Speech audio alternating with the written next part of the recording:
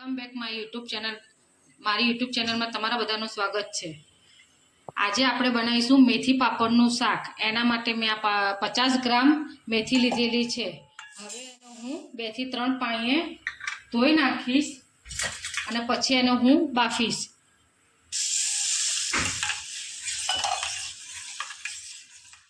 જો આપણી મેથી ધોવાઈ ગઈ છે, એમાં આપણે 2 ગ્લાસ જેટલું પાણી મૂકીને બાફવા મૂકીશું. 10 થી 15 મિનિટ થશે મેથી બફાતા. જો આપણી હવે આ મેથી ચડી ગઈ છે. હવે એને આપણે ધોઈ નાખશું. જ્યાં સુધી એની કડવાશ નીકળે ત્યાં સુધી આપણે ધોઈ નાખશું. એને ધોવા માટે હવે આપણે ઠંડુ પાણી લેવાનું નળનું અને એના ઉપરથી ધાર કરવાનું.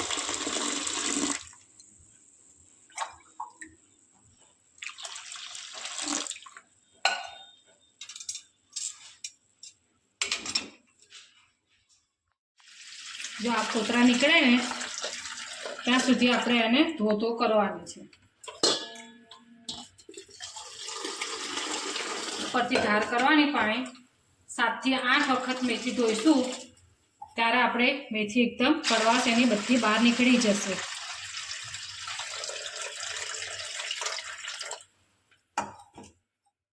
જો આ આપણે આમાંથી આ કોતરા નીકળે છે.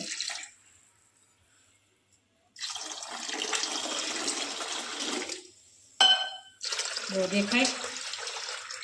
હવે આપણા કોતરા બધા નીકળી ગયા છે. હવે આપણે એને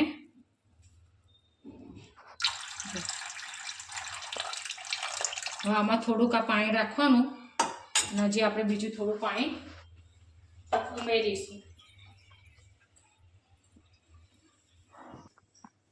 જો તમે આમાં કેટલા ફોતરા મેથીના નીકળી ગયા છે. આ બધી કડવાશ સાથે એના ફોતરા નીકળે, એમાં કડવાશ ખાસી ઓછી થઈ જાય છે.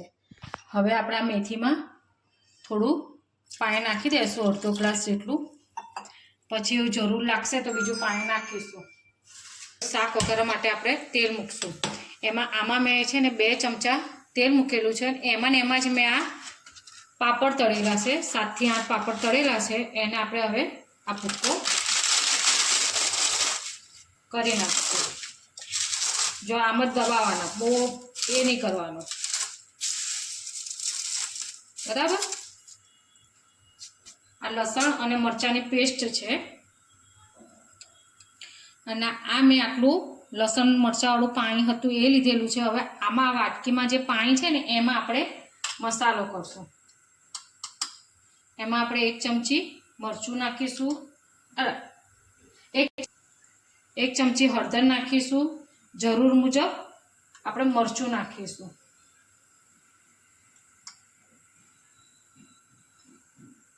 અને 1.5 ચમચી જેટલું ધાણા જીરું પાવડર નાખીશું.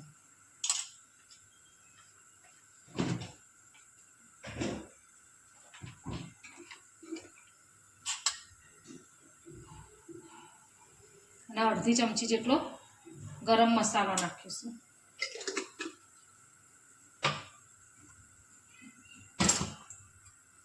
હવે આને બરાબર રીતે હલાવી દઈશું. જો આવી રીતના મસાલા નાખીશું તો આપણા મસાલા બળશે નહીં.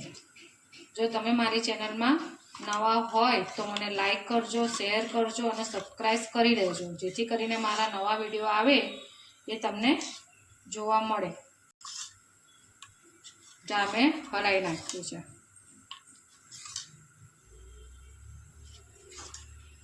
જો હવે એક બાજુ આપણું તેલ આવી ગયું છે.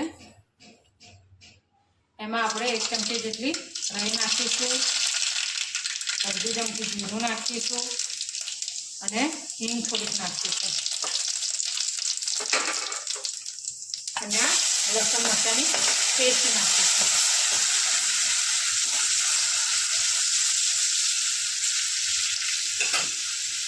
આ મારા ગેસ થોડો ફાસ્ટ રહી ગયો હતો. હવે આપણે લસણ મરચાં, હળદર અને મીઠાનું જે આપણે પાણી કરેલું હતું એ અંદર નાખીશું.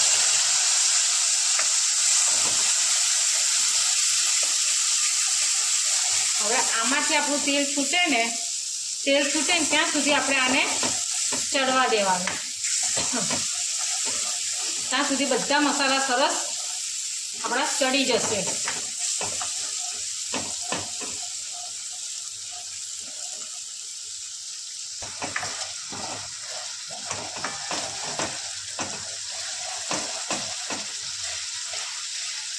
જો આપણા મસાલામાંથી આ તેલ છૂટું પડી ગયું છે. તેલ છૂટું પડી ગયું ને, હવે જે આપણી આ મેથી અને પાણી છે ને સાથે જ આની અંદર નાખવાનું.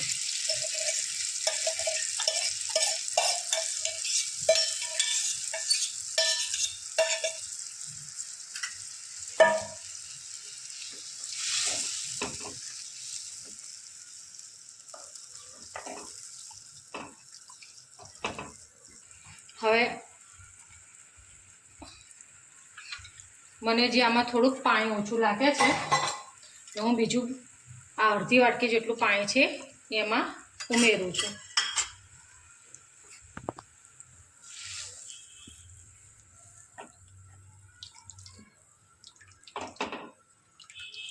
હવે આને ઉકળવા દેશું. આપણે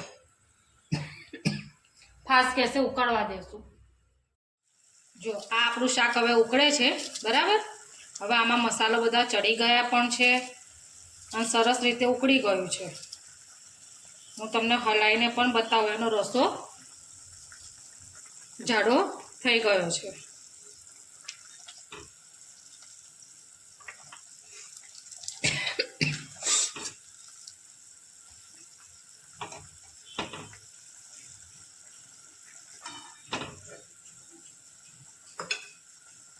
હવે જે આપણા પાપડ તળેલા હતા એ હવે આમાં ઉમેરી દઈશું.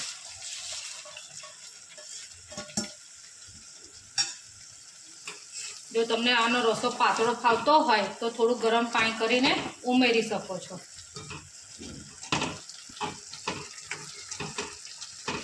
આને હવે 1-2 મિનિટ આપણે રહેવા દઈશું.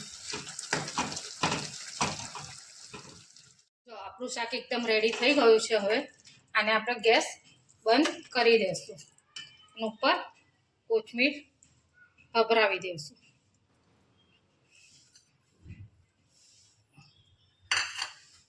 અને ગરમ ગરમ રોટલી સાથે બહુ મસ્ત લાગે. બાજરીના રોટલા સાથે પણ સારું લાગે.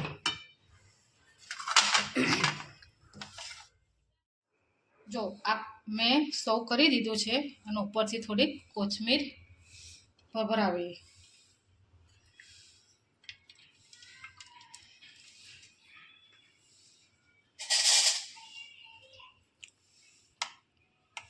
કેવું લાગ્યું મારું મેથી પાપડનું શાક એ મને જણાવજો.